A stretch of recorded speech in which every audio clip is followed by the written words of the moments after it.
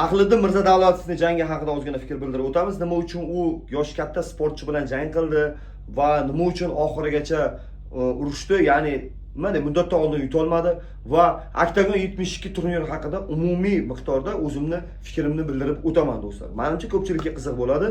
Ketdik.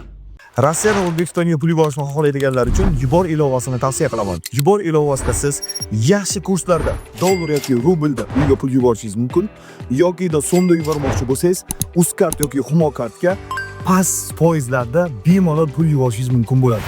Yubor ilovasini siz App Store yoki Google Play dan skachat qilib olishingiz mumkin, yoki kommentariyaga, videoni kommentariyasiga o'tamiz va o'sha yerda silka orqali o'tib skachat qilib olasiz. Hammaga Yubor ilovasini tavsiya qilaman.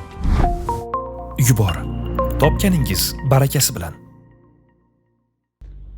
Xo'p do'stlar, endi qarang, Ahliddin Mirzadavlatov nima uchun jangni oxirigacha davom ettirdi deb o'ylayman. Bunda ikkita variant bor. Men endi uni o'zidan so'raganim yo'q. Ba'zida jangchilar o'zi ham bilmaydi nima uchun jang bunday yakunlanganini va hamma jangchi ham muddatdan oldin yutishni va qiynalmasdan yutishni xohlaydi.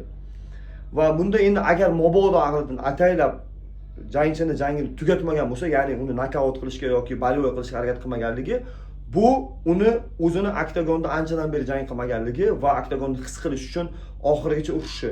Ya'ni raqibini ochkolar hisobida yutishiga ishonadi va oxirigacha bemalol jang qilishini ko'rsatish maqsadida urushgan bo'lishi mumkin.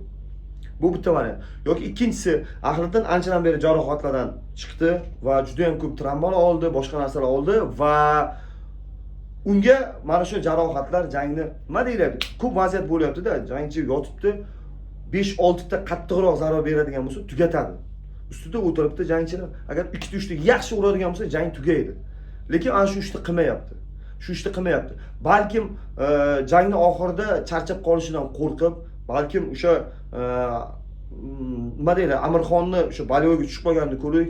Mana shunday bolyoga tushib qolishni xohlamaganligi uchun ham shunday nima deyiladi, tavakkal qilmasdan oxirigacha urushgan bo'lishi mumkin. Ya'ni shoshilmasdan bitta-bittalab nazoratda ushlab urgan bo'lishi mumkin. Chunki tavakkal qilsa, bolyoga tushib qolish, qanaqadir bo'g'ish suvlarga tushib qolish ehtimoli juda ham katta bo'lishi mumkin. Chunki raqib 39 yosh bo'lishiga qaramasdan, 38-39 adashmasam, tajribali va jismonan juda ham baquvvat, unaqa bolalar o'zini vaqtini kutadi va sizni bitta xatoyingizdan foydalangan holatda sizni nima deyiladi? Bo'g'ish yoki og'rish usullari yoki juda ham noqulay ahvollarga solib qo'yishi mumkin. Shuning uchun Ahliddin tavakkal qilmadi deb o'ylayman.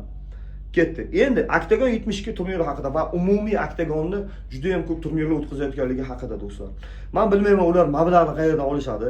Endi to'g'ri, AdinXBet, boshqasi balo-battar ko'pchilik homiylar to'layapti. O'zbekistonga kelganda o'zbekistonliklar ham qanaqadir bir ma'lum bir miqdorda yordam qilishadi, turnirlar o'tkazishga yordam berishadi, qaysidir taraflama jangchilarni, qaysidir xarajatlarni ko'tarishga yordam berishadi. Albatta O'zbekistonda chunki turnir tashkil qilish oson emas.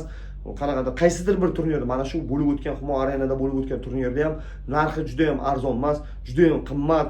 Jangchilarni pulini berish, gonorarini, ularni ovqatlanishini ta'minlash, boshqa narsalarni ta'minlash juda ham qimmatga tushadi. Va bu narsani mablag'ga haqiqatan ham menimcha Octagon ligani AdinXBet bilan juda ham nima deyiladi?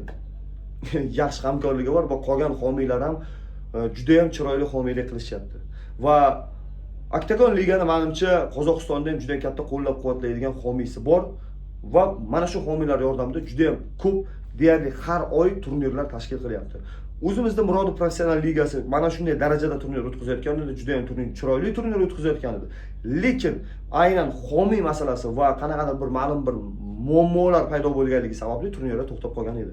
Bu masalada Octagon liga dunyoni har qanday havas qilsa arziydigan promotionlar havas qiladigan darajada turnirlar o'tkazyapti. Bunday ko'p turnirlarni ko'p ONE FC o'tkazadi. Ko'pincha turnirlarni va UFC deyarli har hafta o'tkazadi. Va boshqa vaqt hattoki Bellator yoki Strikeforce yoki PFL da unchalik ko'p turnir o'tkazisha olmayapti. Chunki jangchilarning gonorarlari juda ham katta va Octagonda sabablari ham shunda. Chunki Octagon jangchilarga gonorarni kam miqdorda beradi. Kamroq beradi, kamroq to'laydi va o'sha pulni to'lanayotgan pulni ko'prog'ini o'sha turnirlarni tashkil qilishga sarflaydi va bu promotionni ko'tarishga yordam beryapti. Shunaqa sizlarning fikrlaringizni kutib qolaman. Oktagon liga haqiqatan tanqidlarga ko'p uchraganligiga qaramasdan haqiqatan yaxshi turnir tashkil qilyapti. Aytganimdek, qaysi Olam Sportga bergan intervyuimda Oktagon liga bu shvedskiy stol. Ya'ni shved stoli hamma ovqatlar bor, har qanday narsani topa olasiz, terib o'ziga yoqqanini olib yeyishingiz mumkin. Bu Oktagonning misolida bu ko'rishingiz mumkin. Ya'ni xohlasangiz shoumenlar, Saturnga o'xshab qiladigan yoki Dostonga o'xshab jimgina chiqib yutadigan yoki boshqa bolalarimizga o'xshab chiqib nokaut qilib jimgina ketadigan bolalar ham bor. Shunaqa do'stlar, fikrlaringizni kutib qolamiz. Like, kommentariyalarni ayamanglar. Bizning profilimiz, ya'ni mana shu atmosfera MMA profili, hozircha atmosfera MMA profili toplarga chiqadi degan umiddaman. Hammalaringga rahmat, salomat bo'linglar.